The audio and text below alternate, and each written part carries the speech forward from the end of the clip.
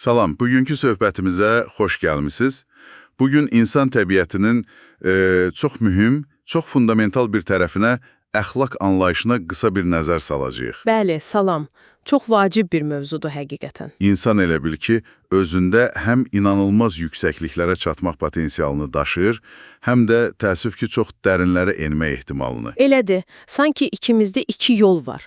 Biri ən uca zirvələrə aparır, necə deyərlər, əlayi illiyin. Hə, o zirvələr. Biri də ən aşağı dərəcələrə, yəni əsfəli safilinə. Məhz, bugünkü qısa söhbətimizdə elə bu geniş potensialı və əxladığın təməl ideyasını biraz, necə deyim, açmağa çalışacağıq. Gələcək müzakirələrimiz üçün bir növ giriş kimi də düşünmək olar bunu. Tamamilə.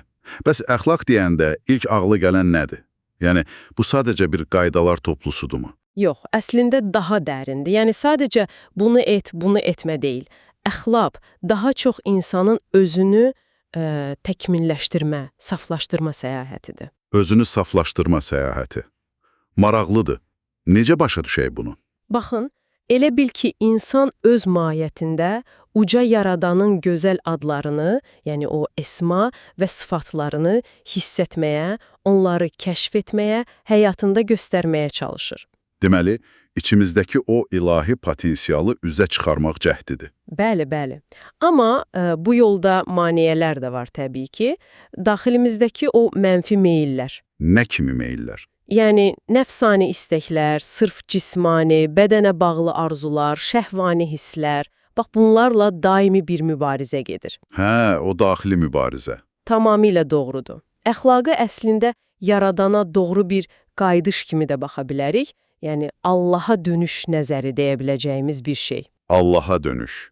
Yəni, insan bu mənəvi səydə olduqca yaradana yaxınlaşır. Elədir. İnsan bu yolda səy göstərdikcə, çalışdıqca, özündə o ilahi sifətlərin təcəllisini, yansımasını daha çox duymağa başlayır və bu səy, bu çalışma nəticəsində də insan, necə deyim, Rəbbinin hüzuruna yüksəlir, onun rizasına, razılığına nail olur. Deməli, dünyada ikən Allahla, onun ad və sifətləri ilə sıx bir bağ qurmaq da əsas məsələ. Bəli, və bu inkişaf daimi olmalıdır. Yəni, insan davamlı olaraq daha dərinə getmə axtarışında olmalıdır. O sürəkli derinləşmə arayışı dediyimiz şey. Bəs dayanarsa, arxayınlaşarsa? Hə, bax, əsas təhlükə də budur. Bu inkişaf səyində olmayanlar, yəni o gelişmə qayrəti içində olmayanlar, fərqinə belə varmadan dayazlaşar. Dayazlaşar. Bəli, mənəvi cəhətdən və zamanla tükənə bilərlər. Bu da pis əxlaqın, yəni kötü əxlaqın mənbələrindən biridir əslində. Deməli, yaxşılığa səy göstərməmək özü də bir növ mənəvi problemdir. Əlbəttə. Bax, burada məncə o əhsəni təqvim məsələsi də yada düşür. İnsan ən gözəl biçimdə yaradılıb deyilir, Bəli. amma eyni zamanda qarşısında iki tamamilə fərqli yol açılır. Ya mənəvi yüksəlişlə mələklərlə bir səviyyəyə çatır, Hə, o dediyimiz əlayi illiyin məqamı. ya da nəfsinin, cismani istəklərinin arxasınca düşüb, necə deyərlər, çox aşağılara enir. Hətta bəzi mətnlərdə deyildiyi kimi şeytanları utandıracaq bir vəziyyətə. Bəli, bu da əsfəli safilindir. İnsanın sahib olduğu o böyük potensialın iki uc nöqtəsidir bunlar. Bu uclara konkret misallar varmı? Yəni, nə insanı o ən yüksəyə qaldırar, nə ən dibə endirər? Var əlbəttə. Məsələn, ən yüksək məqama, o əlayi illiyini, kəmalata, yəni kəmalliyin zirvəsinə çatmaq üçün fövqəladə bir fədakarlıq göstərilir. Məsələn, Allah yolunda şəhid olmaq kimi. Çox yüksək bir fədakarlıqdır, həqiqətən. Bəli. Digər tərəfdən, insanı o ən aşağı dərəcəyə, əsfəli safilinə endirən şey təkcə böyük cinayətlər olmaya bilər. Bəzən elə insanın dilindən çıxan bir söz. Bir söz. Hə, necə deyərlər, dil vardır, sahibini əsfəli safilinə endirər. Yəni qeybət, böhtan, yalan kimi şeylər insanın mənəvi səviyyəsini kəskin şəkildə aşağı çəkə bilir. Tarixdən də misallar var idi deyəsən. Musa Peyğəmbər və Qarun hekayəsi kimi. Bəli, çox klassik və ibrətamiz bir misaldır.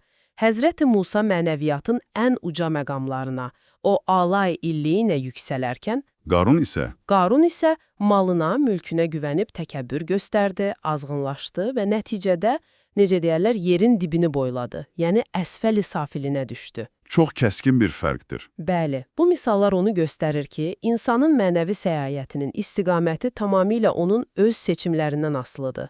Ali prinsiplərə bağlılıq, yoxsa aşağı istəklərə təslim olmaq. Beləliklə, bugünkü qısa söhbətimizdən gördük ki, əxlaq statik bir vəziyyət deyil heç, dinamik bir səyahətdir.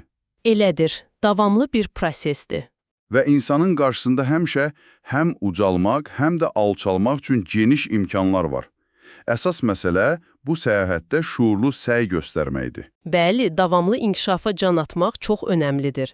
Bu, hər an diqqət tələb edən bir yoldur. Bəlkə də dinləyicilərimiz də özlərinə bu sualı verə bilərlər. Hə, məncə dəyər. Yəni, bugün mən özümü bu mənəvi yüksəliş yolunun harasında görürəm. Və daha da önəmlisi, sabah daha irəli getmək üçün nə edə bilərəm? Gözəl suallardır. Unutmayaq ki, hər gün yeni bir addım atmaq, daha dərinə enmək mümkündür. Potensial həmişə var. Çox sağ olun bu dəyərli fikirlər üçün. Növbəti söhbətimizdə isə inşallah bu mühüm mövzunu davam etdirəcək və əxlaqın mənbəyi haqqında danışacağıq. İnşallah. Bizimlə olduğunuz üçün təşəkkür edirik. Hələlik.